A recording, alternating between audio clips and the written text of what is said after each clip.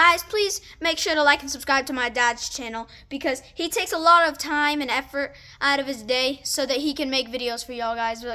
So just make sure to hit that like and subscribe button and maybe share it to a couple of your friends, guys. So yeah, let's get back to my dad's video. Hey everyone, today I'm working on this 2002 Chevy Silverado 1500. We're going to be changing out the upper ball joint on the driver's side front. So first thing you're going to want to do is take off the wheel. Now I'm going to use a 22mm socket, which sometimes these things are already loose. So the little hubcap off. Go ahead and now take the, I think it's a 21mm socket, and remove the lug nuts in order to take the wheel off. Okay, so I had it backwards. It was a 21 to take those plastic nuts off on the hubcap, and it's a 22 to take the lug nuts off on the actual wheel. So go ahead and remove your wheel. In case you don't know what the ball joint looks like whenever it's really loose, you see that? The upper ball joint is moving that much on this wheel. Okay, so here's another angle. Upper ball joint's right here.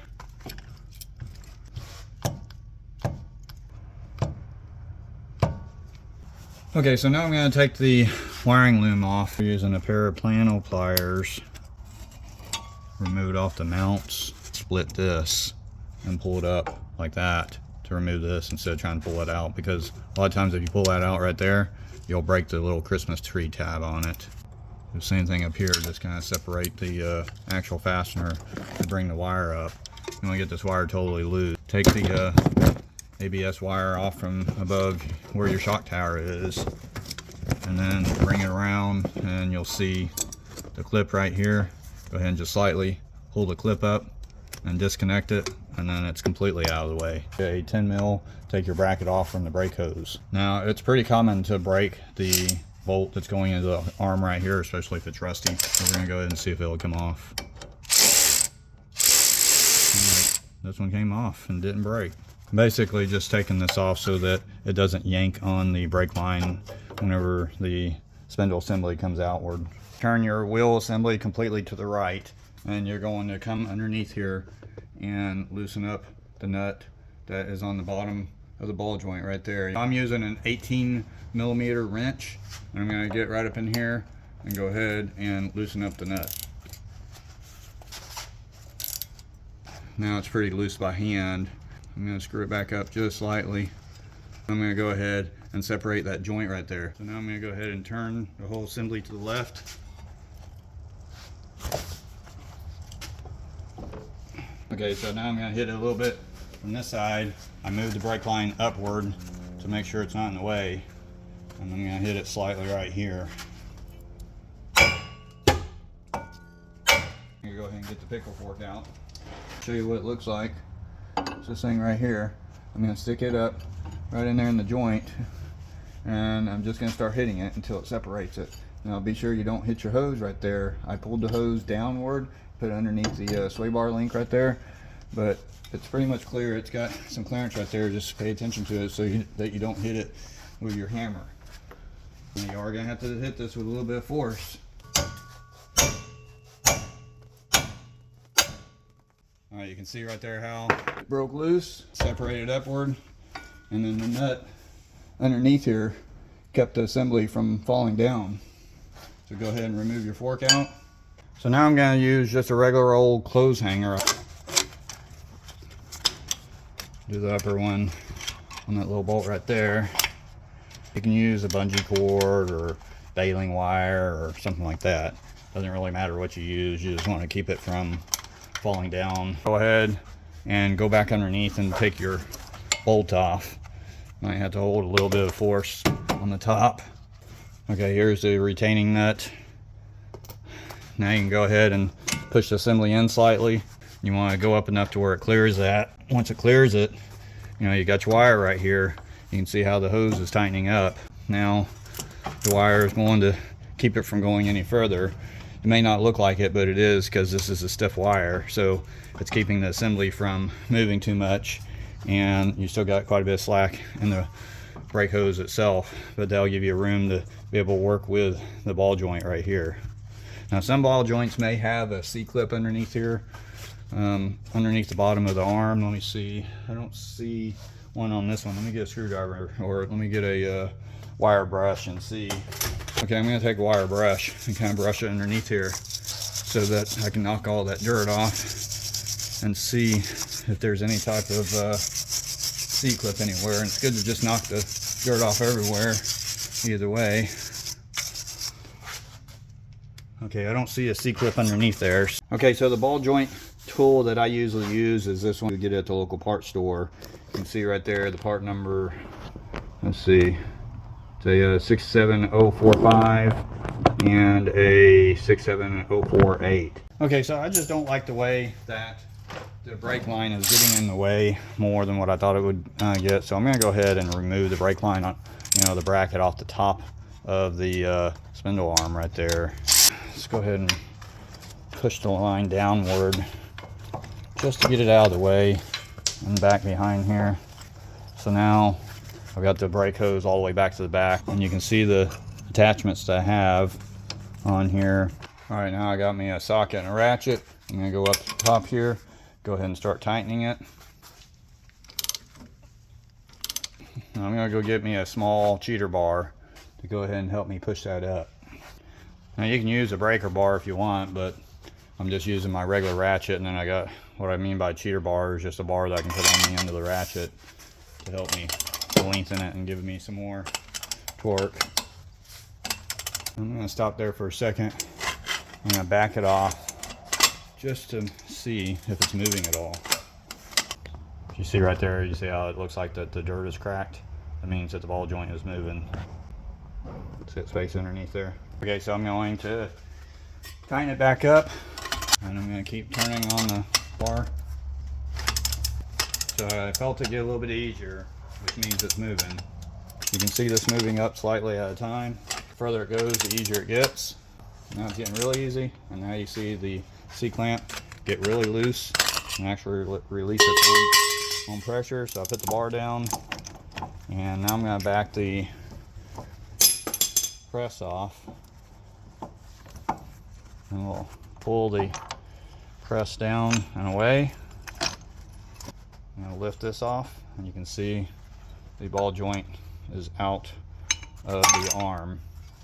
And here you can really see how loose that ball joint is and how much it's moving. If you were to put a ball joint in like that, the movement is more in one direction than the other. So right here, it doesn't move as much. So I got it on the flat side right there, but watch what happens when I put it on the opposite side. See how much more that moved? K6540. And whenever you look at this one, you can see the notches on there. Now before I put the ball joint back in, I'm going to go ahead and clean the top of the arm right there, clean up the area. Let me say hi. Okay. Hi guys. Make sure to subscribe to my dad because he works really hard and takes a lot of time and effort out of his day. He works really hard with big effort to make these videos for y'all. So make sure to like and subscribe. He's doing these videos for you. So please subscribe to my dad. Thank you guys. Okay, I'm gonna go ahead and clean the surface right here and clean it up. I'm gonna go make another video. Okay. What you're gonna do is you're always gonna want to tighten the tires. My name's Titan. So you want to tighten them to make sure that they don't fall off or something, because to be honest... Okay, but we're supposed to be talking about this ball joint. Okay, but it's related to the tire because the tire's off. Well, the tire, yeah, I mean, the tire goes right here, you know, it gets bolted to the wheel, but we're changing the ball joint. That's what this video is. The video is not about changing the tire. It's about changing the ball joint. Fine, I guess we can get back to my dad's apparently boring video. Okay, appreciate that. Yeah, I'll make it funner next time. Okay. I'll make you go to my room and I'll play video games and then edit it in here. Okay. All right. And then I'll bring my setup in here again. Okay. All right.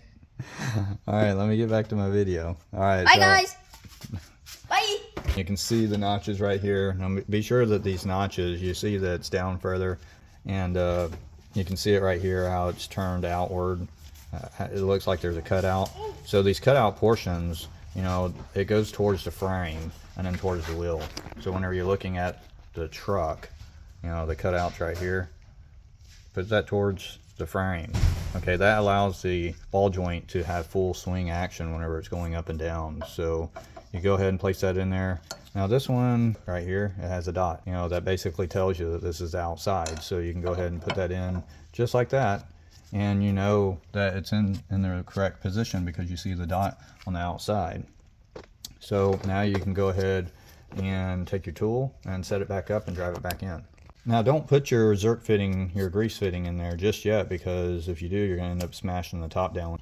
Okay, so once you get that straight, I'm going to use this to drive the top in. And I'm using the one with a hole and a spacer for the bottom, so it'll go up over around, which goes around the base. And then you get your C-clamp and go ahead and put it on there. So let me go ahead and set it up here and show you how I'm setting it up. I'm tightening it up. So then you go up top and start ratcheting it down. As you're tightening this up and going down, if you feel it suddenly stop and get really hard, then you might need to align it, because sometimes what happens is that ball joint gets crooked on the bottom down here and ends up hitting your spacer. So sometimes you'll have to stop and realign it, make sure that it's not hitting your spacer down underneath there. And then just keep cranking down on it until it bottoms out. You can see it slowly going down there. Let me zoom up on it so you can see it a little bit better. So you can see the gap closing up right in here. Okay, so once it gets down there to the bottom, you're going to really feel the press get really tight, and that's whenever you know that you need to stop because it's bottomed out. So now go ahead and back it off. Okay, so now that we got this centered right there, and you see that the cutout is on the outside, you can definitely tell that whenever the ball joint is on that lip over here and not on the cutout. Watch what happens whenever I pull it over to the cutout. Okay, so that's the angle right there. So whenever it gets to the cutout, watch. See how much further that angle went? That's the reason why you want that cutout right there, and it's on both sides. That way, whenever the arm goes up and down with the knuckle, then the ball joint will have plenty of room to move around and not bind up. Okay, so now you can take your Zerk fitting or your grease fitting and go ahead and screw it in the top. This particular one is using a 9/32, and then that's good to go right there. Take the boot that came with the ball joint and slide the boot up underneath there. Alright, so once you get the boot on there, go ahead and press it up as far as you can. After you got that on, now you can go ahead and push your whole assembly back up. Make sure you get your brake line back on the right side if you did remove it. But go ahead and get your nut ready and press the assembly back up and put the ball joint right down in the hole right there. Get that pressed in there. Okay, so get your pry bar, kind of push back on your brake. Get that pushed down like that. Go ahead and put your nut back on there. You want to tighten it up, and until it once gets pretty snug, go ahead and pull it around. Give it a couple of big pulls. Don't over tighten it, but then line up your splines underneath. So now you can go ahead and remove the wire that you used to hold the assembly back. Now I'm using a 18mm to go ahead and tighten up the ball joint nut underneath it. Once you get that tightened up, you'll see some slots in there with a little hole. Put your cotter pin that came in the package back in there. Now as you tighten it, you should see this boot right here. You see this assembly going down. It'll tighten up and go down into the correct position. And then once you give it a couple good snug pulls, make sure it's lined up underneath there. So you'll need to make a judgment call to where the slot right here lines up with the hole to where you can get this cotter pin in there. So once you get that lined up, go ahead and push that cotter pin in there like that, and then twist the bottom around so that it locks the nut in place. Okay, so after you get done with that, everything else is just reverse process of how you took it apart. Just make sure you get your electrical wires back on, and you get your, this is your ABS wire. Make sure that you get your brake hose mounted back up here in the correct spot. If anything breaks as far as the plastic pieces or the bolts or anything, you can use a zip tie to zip tie them on. Make sure that whenever you put this wheel back on, I believe the torque is 140 foot-pounds for the lug nuts. So make sure you get those nice and tight and get your truck back on the road. But that's how you change out your upper ball joint on your Silverado pickup truck. If you haven't already, please hit that subscribe button for me. Like it, share it. Let me know what you think in the comments below. Stay tuned for more videos, and I will see you in the next one. Thanks for watching again, everyone.